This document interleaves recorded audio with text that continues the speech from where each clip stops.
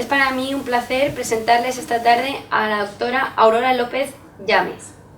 Ella es licenciada en Medicina y Cirugía por la Universidad de Oviedo.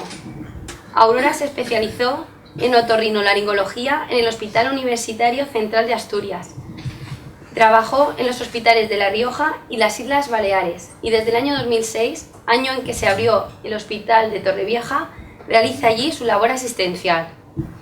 Desde el Ayuntamiento de Guardamar y más concretamente desde la Concejalía de Sanidad, quiero agradecer al Hospital de Torrevieja su colaboración para el desarrollo de estas charlas de salud y, cómo no, transmitirle a la doctora López que el pueblo de Guardamar está muy agradecido de contar hoy aquí con su presencia.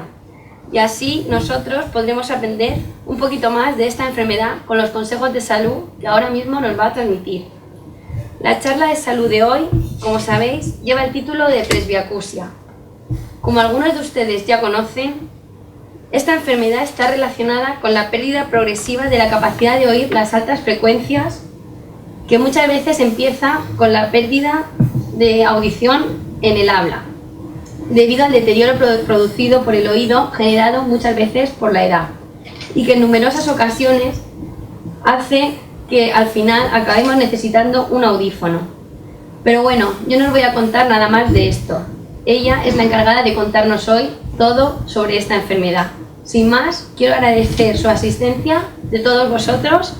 El poder contar con vosotros es muy importante para la realización de estas charlas y, como no, de la doctora Llames, que nos explicará con más detalle en qué consiste esta enfermedad. Muchas gracias a todos y le cedo la palabra a Aurora. Antes de decir nada, vamos a preguntar. Algunos de ustedes, antes de que los otorrinos empezásemos con el rollo este de la presbiacusia, de que si la charla, ¿alguno de vosotros sabía lo que era la presbiacusia? A ver, manos para arriba. Uno, otro, otro ahí atrás. Y sin embargo, ¿quién conoce lo que es la presbicia? Manos hacia adelante. Aquí yo creo que los oftalmólogos un poco van adelantados a nosotros. Pues definimos la presbiacusia como la pérdida de audición que va asociada con el envejecimiento. Va a ser una pérdida de audición diferente para cada individuo y va a estar influenciada por muchos factores que veremos a lo largo de la charla. En otorrino también tenemos dos palabrejas que utilizamos con frecuencia. Uno es la presbifonía, que son los cambios de la voz que también van asociados con el envejecimiento, y también el presbivértigo, las alteraciones del equilibrio que se asocian con el envejecimiento y en ocasiones también van asociadas con la pérdida de audición.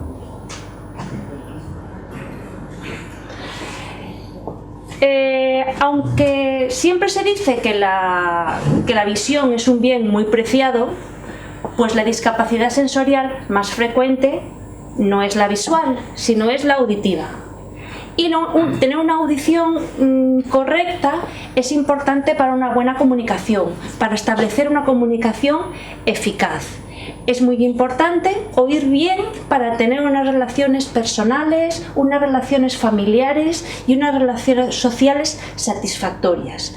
Las personas que no oyen bien tienden al aislamiento, tienden a la depresión, y una persona mayor que empieza a oír mal se va a acostumbrar a esa situación de que cada vez va yendo un poquito peor y vive su normalidad dentro de una situación que es completamente anormal. ¿Qué es lo que pasa? Que cada vez hay más viejos. En este gráfico podemos ver años y población en miles. Y vemos que la edad media de la población o la población mayor va aumentando. Sobre todo en las últimas décadas ha habido un incremento de los pacientes o de las personas de más de 80 años. Sobre todo en las últimas décadas. Por supuesto que la mortalidad infantil ha disminuido, la mortalidad juvenil también, hay más campañas de prevención y de promoción de la salud, con lo que vivimos más y somos más viejos. Esto para el médico supone un doble reto. Por una parte, tratar un paciente que es más complejo, un paciente que suele tener más enfermedades crónicas, tener muchos tratamientos y, por otra parte, proporcionarle esos años de vida una buena calidad de vida.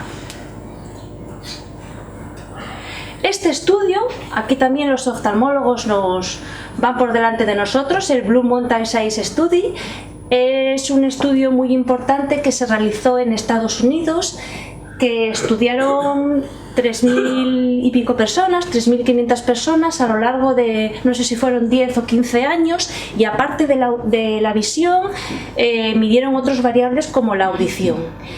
Y la presbiacusia era más frecuente en varones, en fumadores, cuando había una exposición laboral a ambiente ruidoso, cuando había un alto nivel educativo, asociado a diabetes mellitus tipo 2 y asociado a hipertensión.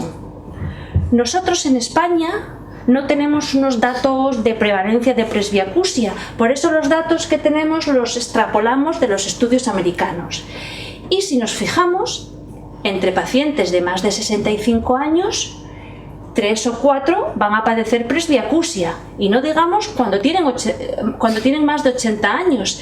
8 de cada 10 van a tener cierto tipo de problema de audición.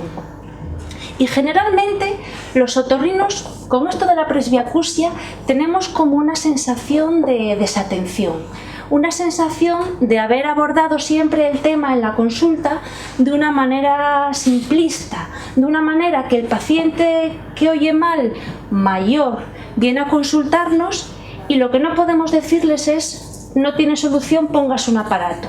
Esto no es válido en el momento actual, por dos motivos. Primero, porque aunque, por desgracia, no tengamos un medicamento o un fármaco que devuelva la audición que se ha perdido con el envejecimiento, sí que el paciente se puede beneficiar de otros tratamientos, de patologías asociadas, de otros factores de riesgo que pueden mejorar su calidad de vida. Y, por supuesto, la tecnología evoluciona. Los avances en la micromecánica, en los chips, los avances en la tecnología hace que los audífonos o los aparatos que hay hoy en día no son los mismos que los que teníamos hace 20 años. Pero también os digo que es un paciente un poco complicado, un paciente que ya de mano mira con bastante recelo el ponerse un audífono. Y antes de ver en qué consiste la presbiacusia, ya un poco hecha la introducción sobre lo importante que es, vamos a ver un vídeo de la casa Medel sobre el mecanismo de la audición. La casa Medel fabrica implantes cocleares, implantes de oído medio, ayudas auditivas.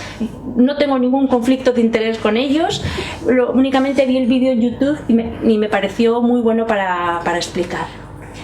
Nuestros oídos están activos constantemente, van a recibir los sonidos que no son más que ondas de presión.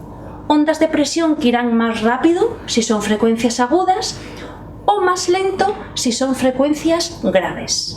El pabellón recoge estas ondas de presión, amplifica determinadas frecuencias y canaliza las ondas de presión hasta la membrana timpánica. La membrana timpánica vibrará y transmitirá esta energía mecánica vibratoria hacia el oído interno a través del martillo, del yunque y del estribo. En el oído interno está la cóclea, o comúnmente conocido caracol, que está lleno de fluido, y aquí será donde esta energía mecánica se transformará en impulsos, en energía eléctrica, que a través de impulsos nerviosos viajarán por el nervio auditivo hasta el córtex cerebral. En el interior de la cóclea están las células ciliadas, que son las células receptoras per se, y se disponen en la cóclea como si fuera una alfombra y a modo un poco de teclas de piano. Entonces, esta energía que llega, que el estribo golpea a modo de pistón el oído interno, mueve los líquidos que hay, el líquido que hay en la cóclea, y las células de la parte más baja de la cóclea, las basales, leerán frecuencias agudas, mientras que las frecuencias graves estimularán las zonas de la cóclea más altas, más apicales, el ápex de la cóclea. De este modo, este líquido que va a vibrar dentro de la cóclea moverá unos pelillos que hay enzimas en la superficie de las células ciliadas y será aquí donde se produzca la transducción mecanoeléctrica. Se transformará la energía mecánica en estímulos eléctricos que viajarán a través del nervio auditivo, las vías auditivas y cortes auditivos, es decir, el cerebro. Entonces, una vez conocido esto, sabremos que hay unas pérdidas de audición que se producen por problemas en el oído externo, conducto auditivo, huesecillos. Serán pérdidas de audición de transmisión, y habrá otras pérdidas de audición que se originarán por trastornos en el oído interno, en el nervio auditivo o en el resto de las vías auditivas, que serán hipoacusias neurosensoriales o de percepción. Y la presbiacusia es en el adulto la causa más frecuente de hipoacusia de percepción.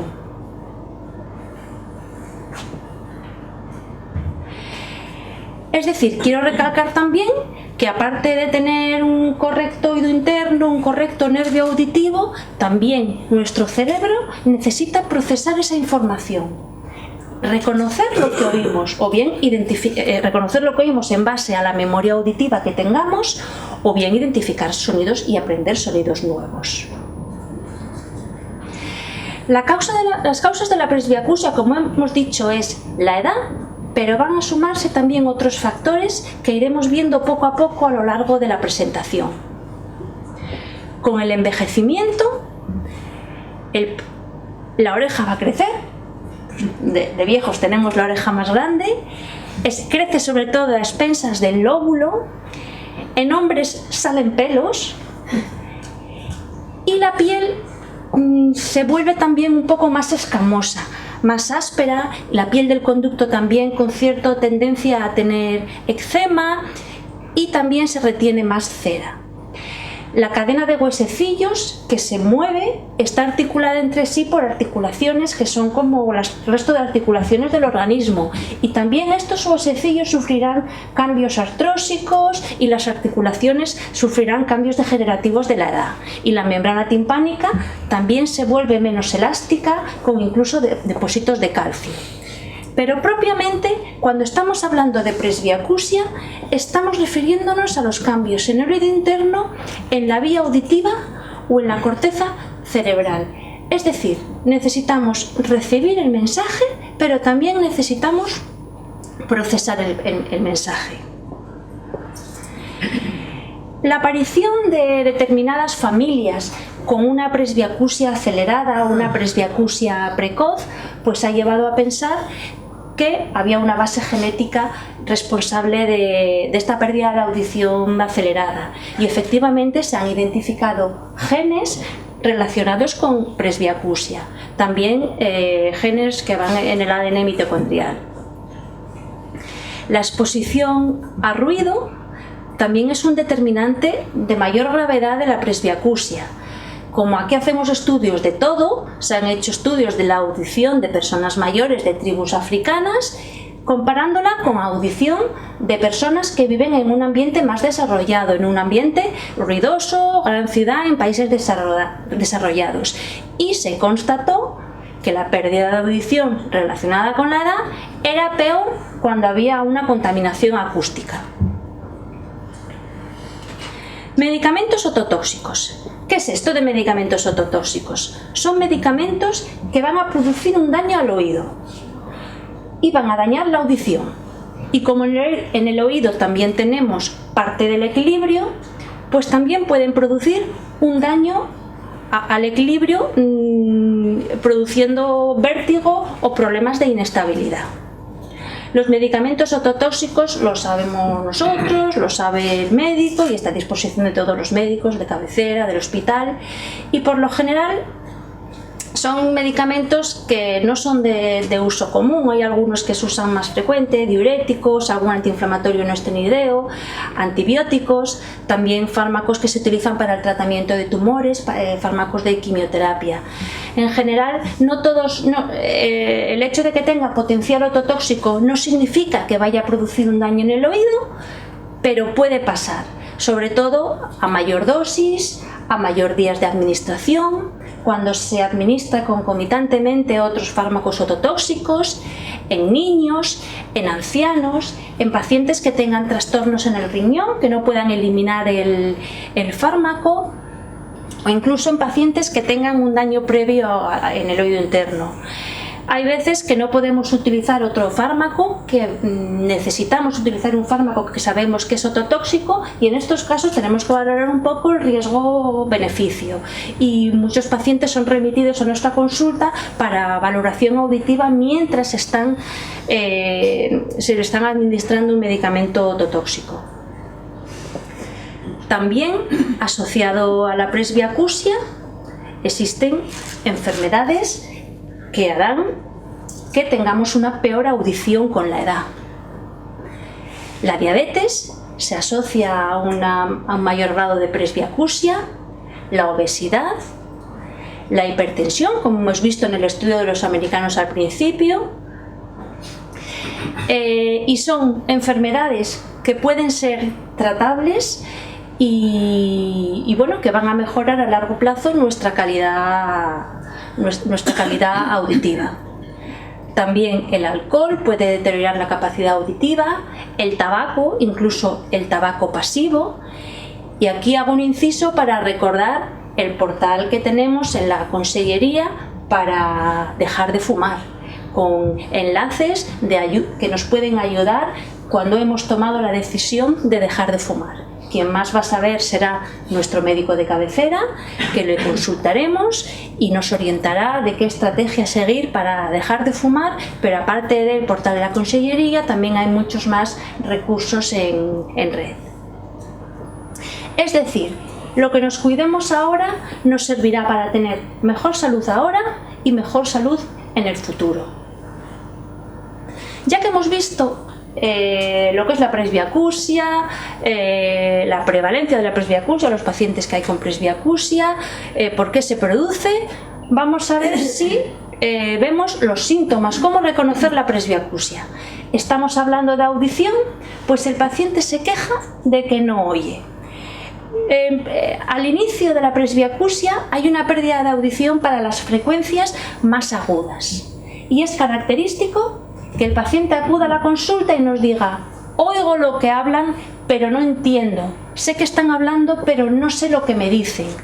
Esta pérdida de audición va a ser mayor en ambiente ruidoso y muchas veces el paciente está tan acostumbrado a oír mal, poco a poco se ha ido acostumbrando a esa situación que decíamos anormal, pero que él la considera normal, y es la propia familia el que lleva al enfermo a la consulta porque ven que está muy aislado, que no hace caso a lo que le dicen, que pregunta mucho las cosas, hay que repetirles, y es la propia familia quien lleva al enfermo a la consulta.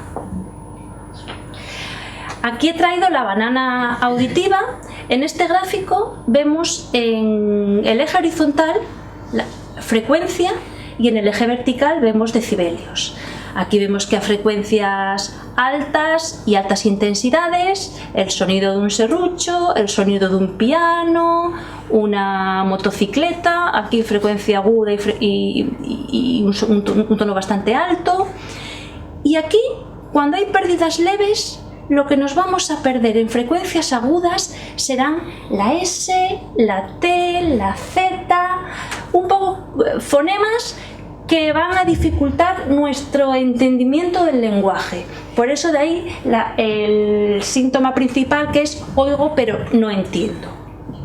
Otro síntoma que presenta la presbiacusia es el dichoso ruido en el oído, los acúfenos, que pueden ser de un lado, de otro, e incluso ser el motivo de consulta. El paciente consultar por un ruido en el oído y no haberse percatado que también tiene un problema de audición. La presbiacusia puede ir asociado también con depresión, por no ir bien, por la falta de comunicación, y también puede ir asociado con deterioro cognitivo. A veces no sabemos exactamente si el paciente no nos oye porque tiene un deterioro cognitivo general de la edad, o que la pérdida de audición va a propiciar ese deterioro cognitivo. Ya ha salido hoy un artículo en el ABC Salud por la mañana, lo podéis leer, que efectivamente la pérdida de audición hace que disminuya la masa cerebral. No lo leí, pero leí el titular. Más o menos lo que estoy diciendo. ¿Qué haremos cuando pensamos, pues parece que no oigo muy bien? Lo primero, consultar con nuestro médico de cabecera, que es la puerta de entrada al sistema, quien mejor nos conoce. Examinará el oído y determinará si no hay una pérdida de audición por otras causas, que puede haberlos. Una pérdida de audición por mucosidad dentro del oído, por una infección, por un tapón de cera. Entonces os remitirá al hospital, donde nosotros haremos una valoración, una exploración, limpiaremos el oído o trataremos otra enfermedad si la hay, y haremos una valoración de la audición. Haremos pruebas auditivas que nos digan si de verdad el paciente tiene una presbiacusia o no. Hay ocasiones en los que con una entrevista, una anamnesis, una exploración y las pruebas de audición es necesario para establecer el diagnóstico, pero hay otras veces que el paciente necesita otras pruebas complementarias, o unos potenciales evocados, o unas pruebas de imagen, una resonancia, o un escáner. No a todo el mundo le vamos a hacer todas las pruebas. No porque al carnicero o a fulanito le hayan hecho esta prueba, a mí me la van a tener que hacer. Aquí quizás un poco vamos a recordar lo que dice la Organización Mundial de la Salud respecto a la calidad de la asistencia sanitaria. Hay que hacer lo que haya que hacer, siguiendo la mejor evidencia científica y los mejores protocolos basados en el conocimiento científico, en el paciente correcto, no en todos los pacientes, en el paciente adecuado, que sea barato y con el menor daño posible, porque todas estas pruebas pueden tener efectos secundarios. La base del tratamiento de la presbiacusia podemos clasificarla en un tratamiento preventivo, farmacológico y protésico rehabilitador. En el tratamiento preventivo, pues tendremos que actuar sobre todos estos factores de riesgo que hemos visto al principio. Deberemos evitar exponernos a ambientes ruidosos de manera prolongada. Aquí también en Valencia, con la que nos gustan los petardos, evitar escuchar música con auriculares en tono alto. Si trabajamos en un ambiente ruidoso, en una fábrica, en una exposición laboral, la empresa nos proporcionará una protección auditiva. Deberemos no automedicarnos. Ay, madre mía, ha venido la jefa. O sea que las preguntas del final, si no me las sé, puede traer consecuencias. No automedicarnos, porque a lo mejor estamos tomando algún medicamento ototóxico, no lo sabemos y estamos fastidiándonos el oído. Deberemos controlar nuestras cifras de tensión arterial, nuestras cifras de azúcar. Hay un estudio además, el estudio de Gates, que es bastante famoso, en el que se estudiaron 1.600 pacientes y se vio que la audición era peor en aquellos pacientes que tenían patología cardiovascular, aquellos pacientes con enfermedad vascular periférica o aquellos pacientes con accidentes cerebrovasculares tanto transitorios como permanentes. Ahí también, tratando todos estos factores de riesgo, pues podremos mejorar nuestra audición. Tratamiento farmacológico, diapositiva vacía, gris. Pues ¿por qué? Porque, como dije antes, en la actualidad no existe ningún medicamento que devuelva la audición que se ha perdido con la edad.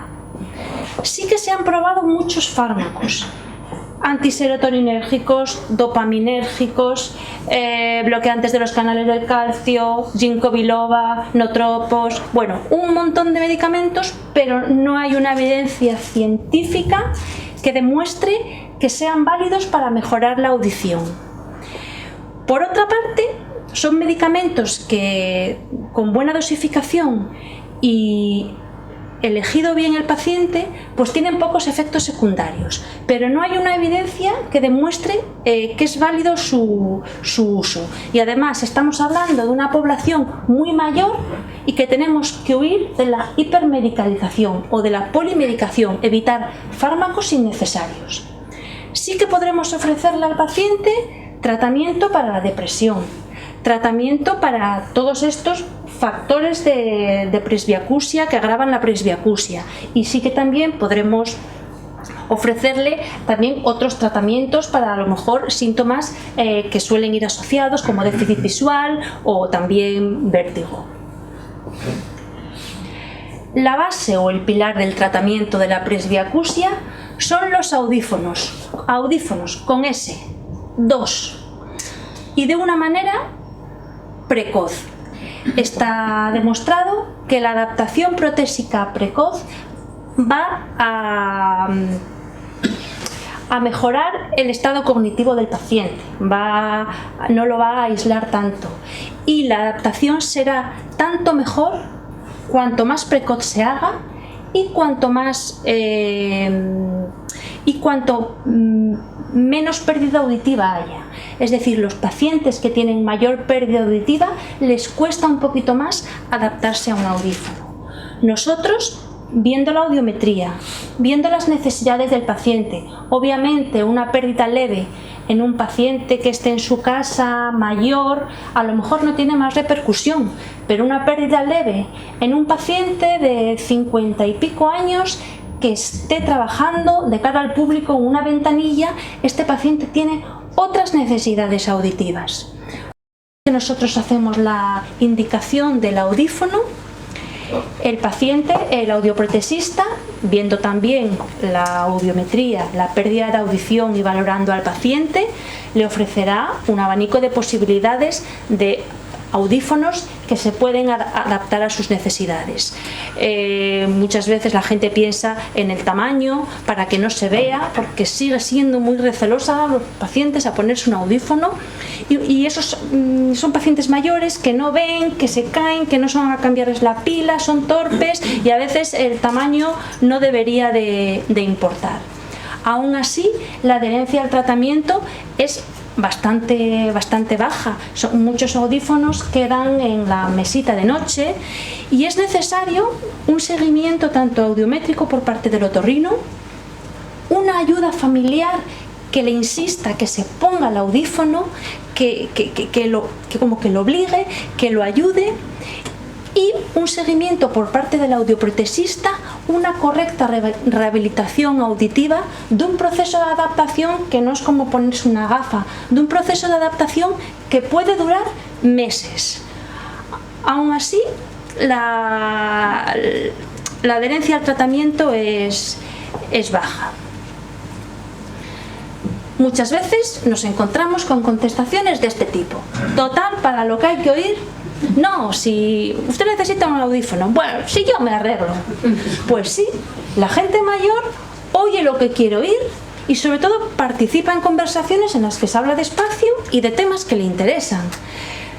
Pero somos nosotros los que tenemos que un poco animarlos a mantener una vida social, animarlos a que se relacionen y a que utilicen su audífono. Aún así, independientemente de que el paciente se haya adaptado a un audífono, hay medidas que no son audífonos que nos pueden ayudar mucho en el día a día. Por ejemplo, cascos para la televisión. Cascos para la televisión, el paciente oye mejor y no molesta o no, como dicen aquí, empreña a la gente que vive con él. Programar los teléfonos móviles para que suenen en frecuencias más graves, que habíamos visto que la presbiacusia sobre todo era una pérdida de audición para las frecuencias agudas. Pues esto también puede ser válido, o incluso timbres de la puerta que sean zumbadores, que vibren en frecuencias graves o que se iluminen, o poner el teletexto. Son cosas que pueden ayudar en la vida diaria de una persona que tiene un déficit auditivo y no lleva un audífono, o lo lleva y le puede ayudar igual. También La persona que oye mal no tiene que temer a decir que oye mal. Sin duda va a facilitar o va a favorecer la comunicación.